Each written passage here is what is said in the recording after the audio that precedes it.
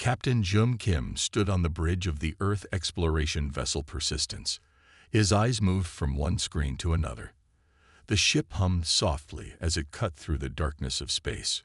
"All systems normal, Captain," said Officer Day, his fingers moving quickly across the control panel. Behind the Persistence, 7 other ships followed in tight formation. 3 warships protected the fleet. 4 large colony ships carried 10,000 people from Earth. These brave men and women would start a new life on a planet in the Ta CD system. Captain Kim nodded with satisfaction. So far, their journey had been smooth. In just 3 more days, they would reach their new home. "Captain," called out Officer Mina from her station, "I'm picking up something strange ahead." Kim walked over to her screen. "What is it?" "A large structure, sir. Very large. It's not on any of our charts." Kim frowned. This sector of space was supposed to be empty. "Show me." The main screen at the front of the bridge changed to show what lay ahead. Everyone on the bridge fell silent. It was enormous. A massive space station floated against the blackness of space. The structure looked like a giant wheel with spokes connecting to a central hub. Hundreds of ships of different shapes and sizes moved around it like bees around a hive. "Is it human?" asked Dad, though he already knew the answer. "No," Kim said quietly. "Definitely not human." Science Officer Jai Young-Lee rushed to her station. "Captain, I'm detecting thousands of life forms on that station. None of them match any known Earth species." The communications panel suddenly lit up. "Captain, we're receiving a transmission," said Communications Officer Han. It's not in any language I recognize, but our computers are translating it." A moment later, a voice filled the bridge. It sounded oddly flat, like it was being generated by a machine. "Attention, unknown vessels. You have entered Galactic Council space without permission. Identify yourselves immediately." The bridge crew looked at Captain Kim. He stood straight and adjusted his uniform. "Open a channel," he ordered. "Channel open, sir." "This is Captain Jum Kim of the Earth exploration vessel Persistence. We are on a peaceful mission to establish a colony in the Ta City system. We were unaware of any claimed territories in this sector. We come in peace and friendship." There was a long pause. The crew waited nervously. Finally, the reply came. "Earth vessels, your presence here violates multiple Council protocols. Your species is not recognized by the Galactic Council. Stand by to be boarded for inspection." Kim's jaw tightened. "Sir," whispered Officer Han, "I'm detecting weapon systems activating on multiple ships surrounding the station." Before Kim could respond, the transmission continued. "Your species has developed faster than light travel without supervision. This is a Class 1 violation of Council law." Director Hack's son sat in the Council security office, staring at the images of the human ships. This was impossible. The monitoring stations on the edge of human space had predicted these primitives were at least 2 centuries away from achieving FTL travel. Yet here they were, a fleet of 8 ships with technology that shouldn't exist. "How did we miss this?" he demanded of his staff. His assistant, Yuna, shook her head. "Unknown, Director. The last assessment of Earth was conducted 50 years ago. They were still fighting among themselves then." Sun tapped his fingers on the desk. In 3,000 years, the Council had never failed to properly quarantine a developing species, especially not one as violent as humans. "Prepare a full Council session," he ordered, "and alert the defense fleet. If these humans are as dangerous as their history suggests, we may need to take immediate action." He looked again at the image of the human fleet. Such simple designs, yet they had somehow achieved what should have been impossible. "And arrange for their captain to be brought here," he added. "I want to see one of these creatures up close." Captain Jun Kim and Science Officer Jai Young-Lee stood in the brightly lit meeting hall of the Galactic Council. 4 armed guards watched them carefully. The room was huge, with seats for hundreds of different alien representatives. "I don't think they're happy to see us," whispered Lee. Kim nodded. "Stay calm. Show no fear. At the center of the hall, Director Hack's son and 5 other aliens sat at a raised table. They looked down at the humans with cold eyes. "Humans," said Director Sun. His voice was harsh. "Your presence here is a problem. You have broken many council laws by traveling in space without permission." Captain Kim stepped forward. "With respect, Director, we did not know about your council or its laws. We are explorers and settlers, not invaders." A tall, thin alien with blue skin laughed. "All primitive species claim ignorance when caught. That excuse is not accepted." Lee studied the aliens quietly. Though they looked different from each other, they all seemed to move slowly, carefully. Even their voices sounded tired. "I am Council Military Commander Rock," said another alien. This one had thick gray skin and small eyes. "Your species has been watched for centuries. You were deemed too violent and primitive to join our civilization. You were to be kept on your planet until you became peaceful." Kim frowned. "You've been watching us. For how long?" "Since your first radio signals," said Director Sun. "Standard procedure for all developing worlds." "And who gave you the right to decide which species can travel in space?" asked Lee. The council members looked shocked at her question. "We are the Galactic Council," said Sun, as if that explained everything. "We have maintained peace among the stars for 3,000 years. Wild species like yours must be controlled for the safety of all." Meanwhile, back on the Persistence, Engineer Topark had been given secret orders by Captain Kim before he left for the council meeting. Park moved through the ship's corridors and entered a small, hidden room. "Computer, activate the passive scan system," he said. "Scanning activated," the computer replied. "Scanning council technology now." Park watched as data filled the screens around him. The council ships, the station, their weapons, all were being analyzed by the most advanced computers Earth had built. "This can't be right," Park muttered as he read the results. He double-checked the data, then checked again. It was correct. Despite their advanced appearance, much of the Council's technology was outdated and inefficient. Their ships used energy systems that Earth had improved upon decades ago. Back in the Council chamber, Commander Rock was giving his orders. "Your ships will surrender their faster-than-light drives immediately. Your colony ships will return to Earth under our escort. Your planet will be placed under quarantine for at least 300 years. 300 years. Kim couldn't believe what he was hearing. "That's unacceptable." "It is not a request," said Rock. "We have 30 warships surrounding your little fleet. Resist, and we will destroy you." Director Sun nodded. "This is for your own good. Humans are not ready for space travel. In time, if you become more peaceful, you may be allowed limited travel rights." Just then, another council member entered the room. This one was female, with long silver hair and kind eyes. She was the first council member who didn't look at them with disgust. "I am Diplomat Yuna," she said softly. "Perhaps we should give our guests time to understand their situation." Kim looked at her, then at the hostile faces of the other council members. He realized that Earth faced a threat greater than any in its history. "I request time to consult with my government," he said firmly. "For what purpose?" demanded Rock. "The decision is made." "Because on Earth," said Kim, "we believe in talking before fighting. If you truly value peace as you claim, you will grant us this courtesy." The council members looked at each other in surprise. They had not expected such calm diplomacy from a species they considered primitive and violent. The council chamber fell silent. Director Sun and Commander Rock looked at each other with surprise. They had expected the humans to beg for mercy, not stand firm. "You refuse our orders?" Commander Rock asked, his small eyes narrowing. Captain Kim stood tall.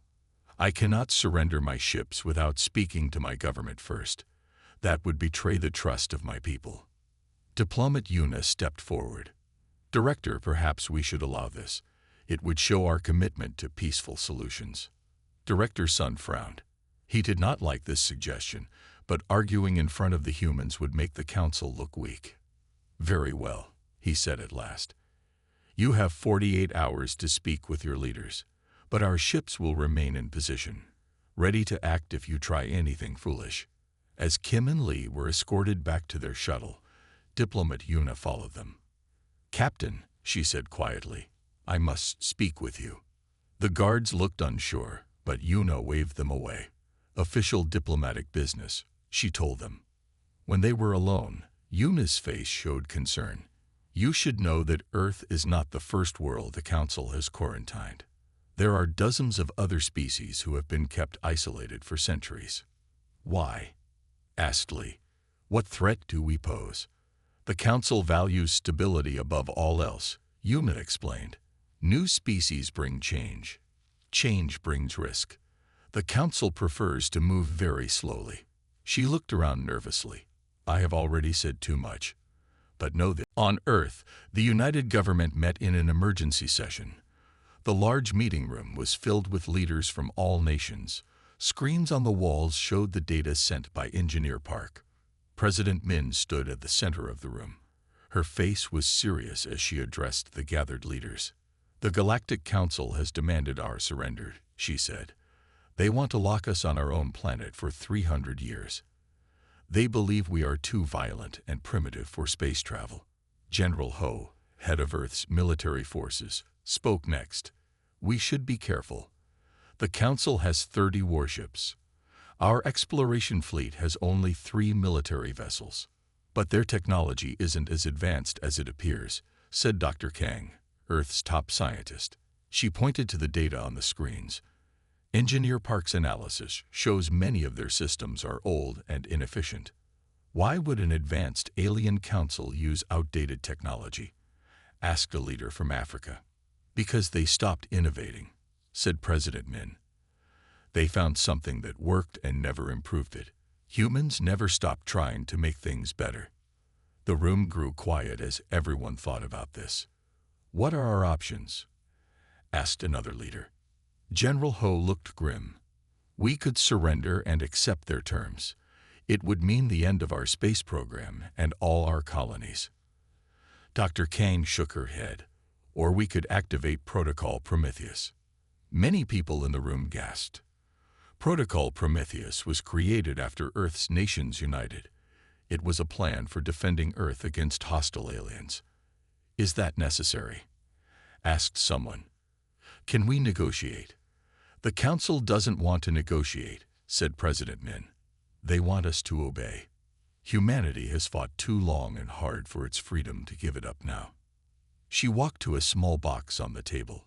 It required 3 keys to open, 1 from the president, 1 from the military, and 1 from the scientific community. All 3 keys turned at the same time.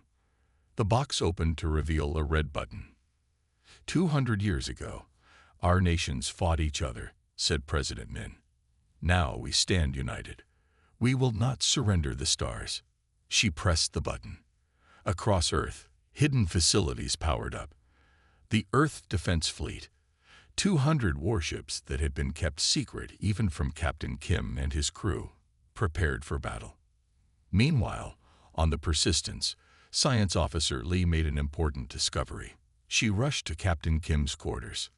Captain, I've been studying the biology of the Council races, she said excitedly. Look at this. She showed him data on her tablet. It revealed something surprising about the Council species. They all evolved on similar planets, she explained. Low gravity, stable climate, few natural disasters. Their bodies are adapted for easy environments. Unlike Earth, said Kim. Lee nodded. Exactly. Earth has high gravity, extreme weather, earthquakes, volcanoes. Humans evolved in one of the harshest environments in the galaxy. How does this help us? Asked Kim.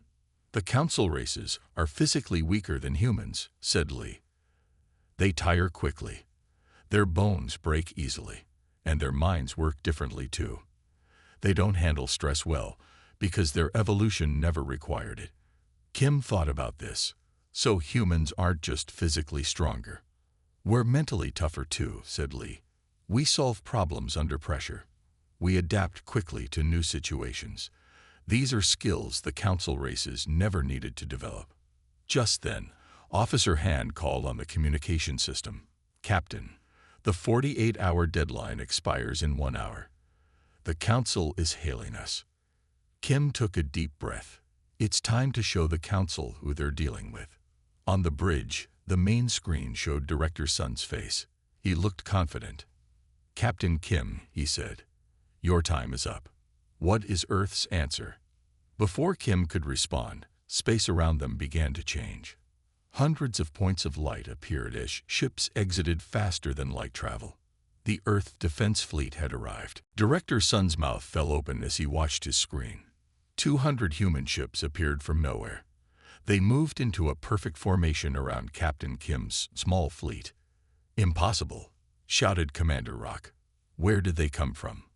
On the bridge of the largest human ship, Admiral Sung stood tall and proud. His ship, the Indomitable, was the flagship of Earth's defense fleet. "All ships in position," reported his second-in-command. "The Council fleet is surrounded." Admiral Sung nodded. "Open a channel to the Persistence." On the Persistence, Captain Kim couldn't hide his smile when Admiral Sung's face appeared on his screen. "Admiral Sung," said Kim.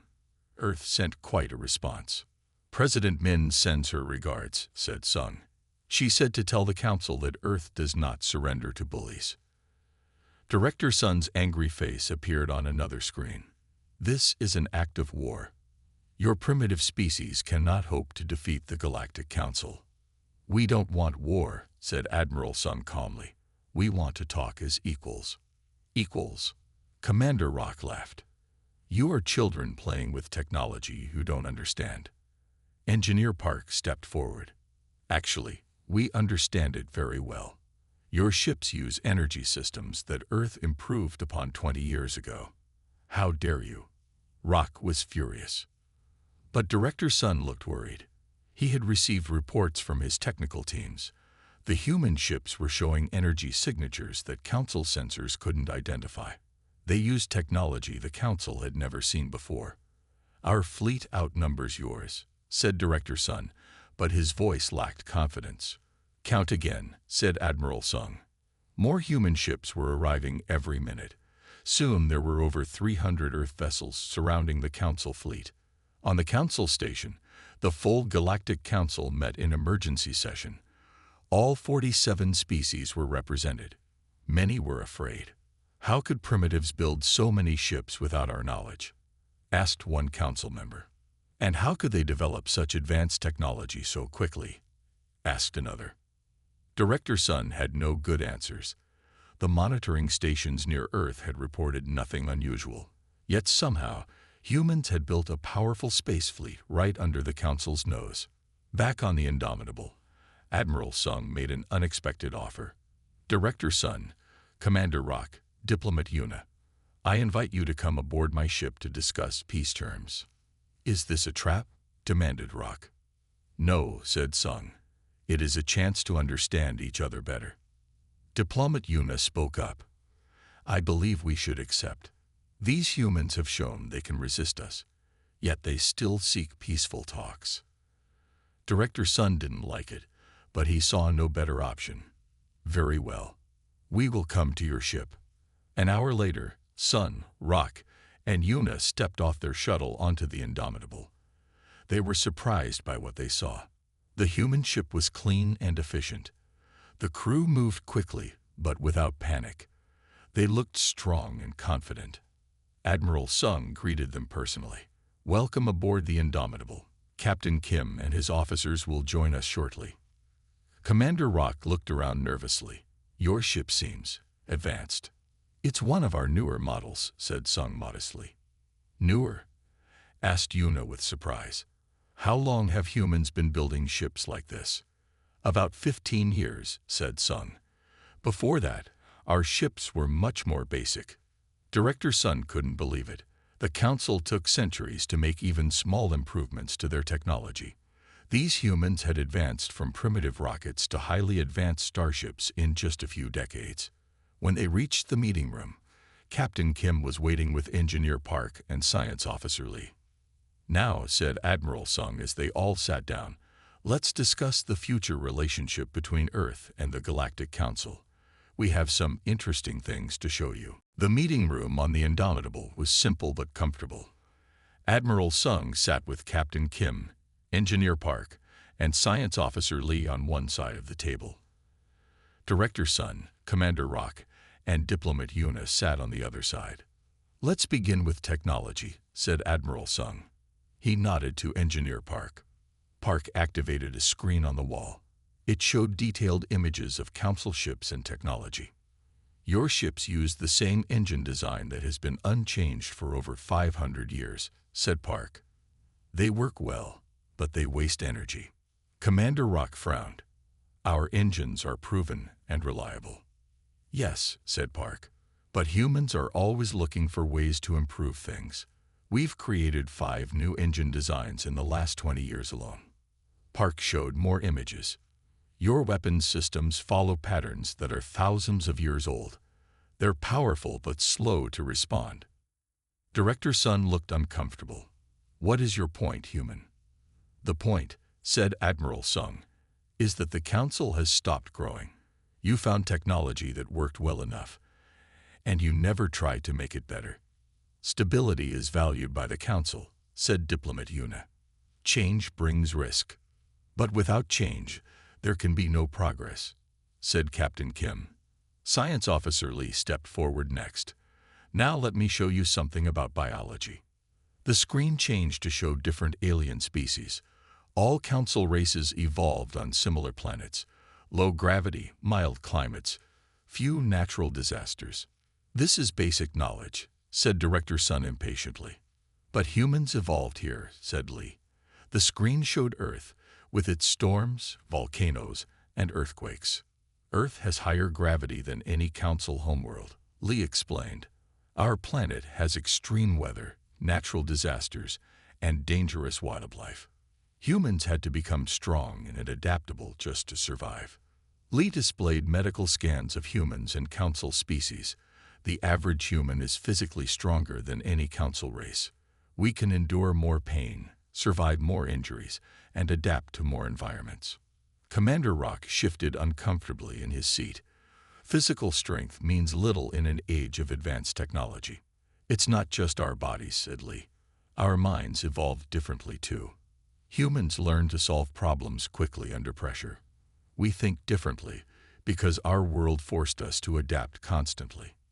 "That explains why you advanced so quickly," said Yuna thoughtfully. "Exactly," said Admiral Sung.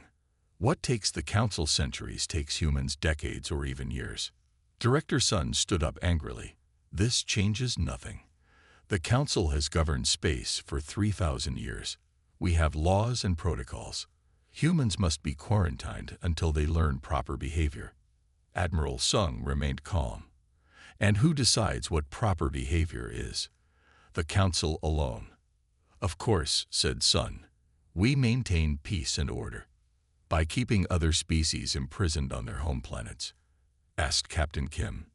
"That's not peace. It's control." "You don't understand," said Sun. "New species bring chaos. They challenge the established order." "Maybe the established order needs to be challenged," said Sung. "The universe is too big for one group to control everything." Commander Rock stood up too. "This meeting is over. The Council will not be lectured by primitives." But Diplomat Yuna stayed seated. She looked at the humans with new understanding. "Perhaps," she said quietly, "we should listen more and command less." Director Sun glared at her. "You forget your place, diplomat." "No," said Yuna firmly. "I remember my duty to seek truth and understanding. These humans have shown us something important. The Council has grown stagnant while claiming to protect civilization." Rock was furious. "This is treason." "It is honesty," said Yuna. She turned to Admiral Sung. "What does Earth want from the Council?" The room fell silent after Diplomat Yuna's question. Director Sun and Commander Rock looked at her with anger, but they said nothing. Admiral Sung leaned forward. "Earth wants to join the Galactic Council as an equal member, not as a subject race." "Impossible," shouted Director Sun. New species must be quarantined for centuries before they can even be considered. Those are your rules, said Captain Kim. Rules that were made to keep others down while you stay in power. Admiral Sung raised his hand for calm. We understand the Council values stability, but there is a difference between stability and stagnation. What do you mean? Asked Yuna. Stability is good, explained Sung.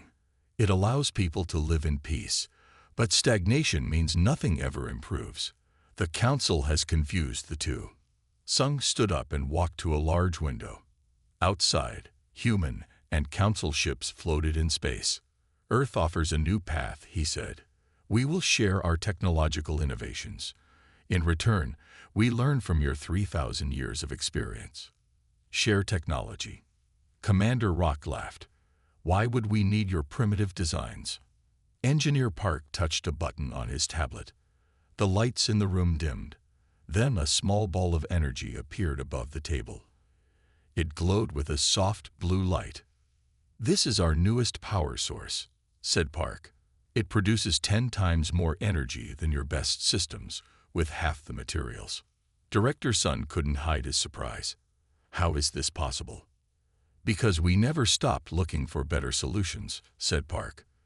This is just one of many technologies we could share. In the Council station, news of the human fleet had spread quickly. All 47 member species were now arguing about what to do. These humans must be contained, shouted one representative. They are dangerous. But think of what we could learn from them, said another. Their technology could help many worlds. The Council chamber was in chaos. In 3,000 years, nothing like this had ever happened. A new species had not only escaped quarantine but had challenged the Council's authority. Back on the Indomitable, Admiral Sung continued his proposal. Earth asks for equal membership for humans in the Council. We will follow reasonable laws, but we will not be treated as children. The Council would never agree to this, said Director Sun. There are procedures, protocols. Then perhaps the protocols need to change, said Diplomat Yuna. Both Sun and Rock looked at her with shock. You side with these humans? Asked Rock in disbelief. Yuna stood her ground. I side with progress. The Council was created to help species grow together in peace, but somewhere along the way we became afraid of change. She turned to the humans. I will support your proposal in the Council. Others will join me, but many will resist. Admiral Sung nodded. We understand. Change is never easy. There is something else you should know, said Yuna, looking troubled. Earth is not the only world under quarantine. There are 23 other species currently restricted to their home planets. 23. Captain Kim was shocked. All waiting for the Council to decide they're ready. Some have been waiting for over 1,000 years, said Yuna sadly. A strange look passed over Admiral Sung's face. What if Earth offered to help evaluate these worlds? Together with open-minded Council members, we could create a fair system to welcome them into Galactic society. Director Sun laughed bitterly. Now you want to free all quarantined worlds.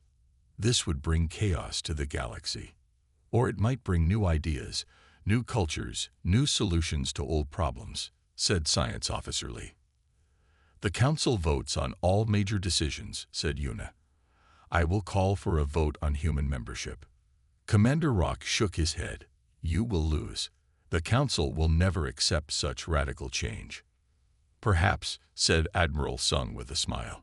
But I think you underestimate how persuasive humans can be when we believe in something. 3 days later, the full Galactic Council gathered for the vote.